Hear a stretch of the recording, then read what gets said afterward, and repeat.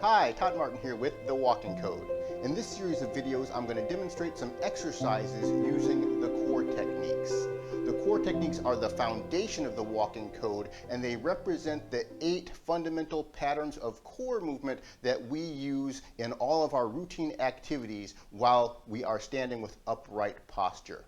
The core techniques have been derived from the 8 fundamental techniques of Tai Chi and applied through the walking code to our normal non-Tai Chi activities like walking uphill or downhill, walking upstairs or downstairs, turning, stopping. Almost anything you do while upright uses the same patterns of core movement used over and over again, and we normally use them unconsciously or subconsciously.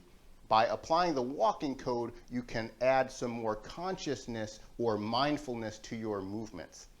The exercises in this series are going to use all 8 of the core techniques, so we can really get our mind connected to what our core is doing when we're moving. In this series of videos, I'm not going to go into a detailed description of the core techniques.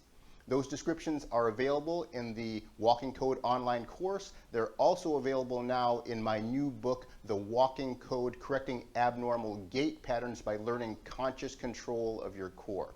You can find that book or the online course in the links in the description section of this video.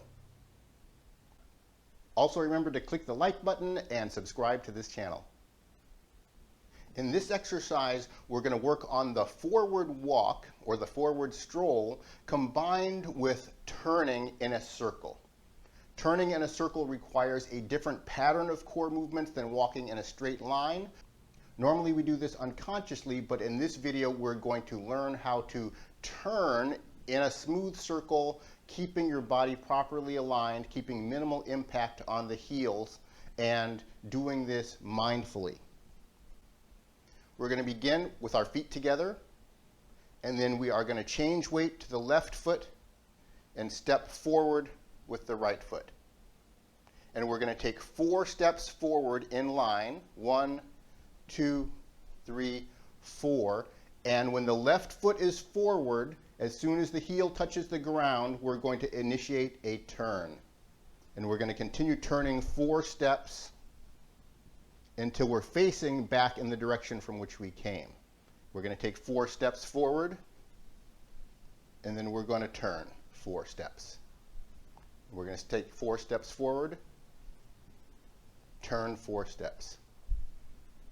4 steps forward, turn 4 steps.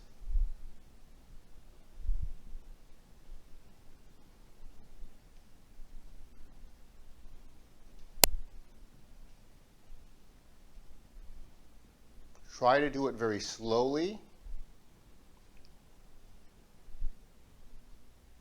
Pay attention to the swing of the arms. The swing of the arms reflects the rotation of the upper part of your core, controlled by your upper abdominal muscles.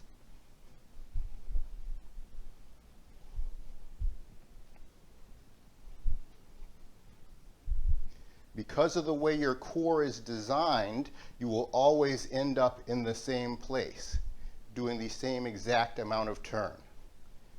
Every 2 turning steps turns your body 90 degrees. So when we do 4 turning steps, we end up back in the direction from which we came. The core techniques used in the forward walk are set and lift. We have set to change weight, lift to swing through. Set to change weight, lift to swing through.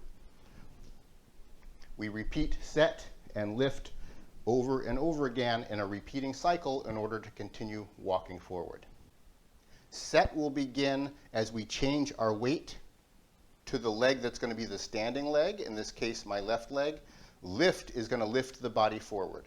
Set then changes weight to my next leg, and then lift lifts me forward. From the side view, set, lift, set, lift, set, lift, set, lift. Now we're going to do the exercise turning in the opposite direction, counterclockwise, starting with the left foot forward.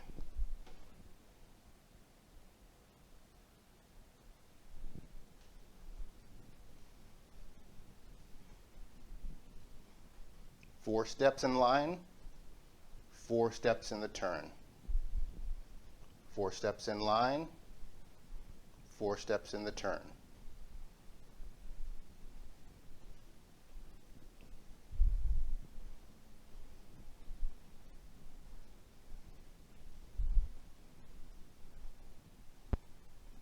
Stepping forward in a straight line uses the 2 core techniques of set and lift.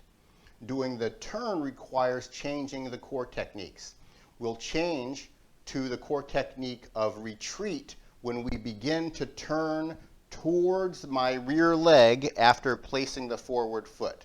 So I'm using retreat when I turn to the right after placing my left foot, and then I follow through with lift just like I did in a normal swing through. Now, to turn in the direction of the forward leg, I'm going to use the core technique of sink as I change weight and then lift to swing through. So I'm going to repeat: retreat, lift, sink, lift, retreat, lift, sink, lift, retreat, lift, sink, lift, retreat, lift, sink, lift. What you'll notice if you pay close attention to your arm swing when you're doing the turn is that when you are turning towards your rear leg, your arm on the opposite side is going to swing forward as you initiate the turn and as you complete the turn. Just like in a normal step, when my right leg is swinging forward, my left arm is swinging forward. Now, when I start the turn towards the forward leg, my left arm is going to continue swinging forward as I change weight because I'm setting up that turn. So in this case, my right leg and my right arm are swinging together. That's not what we do in normal forward walking. They're swinging together, and only during the swing through do they switch back to the opposite arm and opposite leg. Now as I continue the step, my left arm goes forward with the right leg. Now as I do the next step, my left arm is going forward with the left leg until the swing through, and then they switch.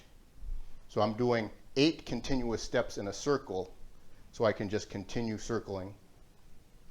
You'll want to practice being able to exit the circle at any time. When you can enter the circle and exit the circle at any point, that is going to indicate that you have a little bit more conscious awareness of what you're doing. So let's go through the core techniques one more time.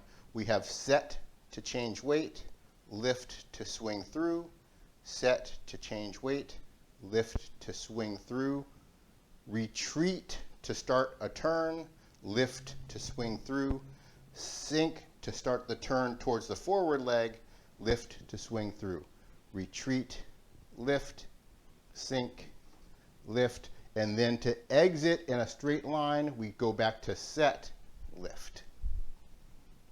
Try to practice the turn as slowly as possible and with as much conscious awareness of your core movement as possible.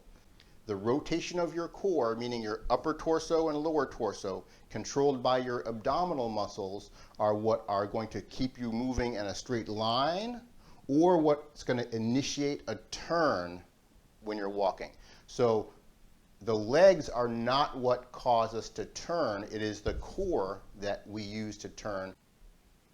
When we apply mindfulness to our movement, we're able to keep better alignment of the spine and alignment of the joints, and also reduce the impact or the force of gravity when the body contacts the ground.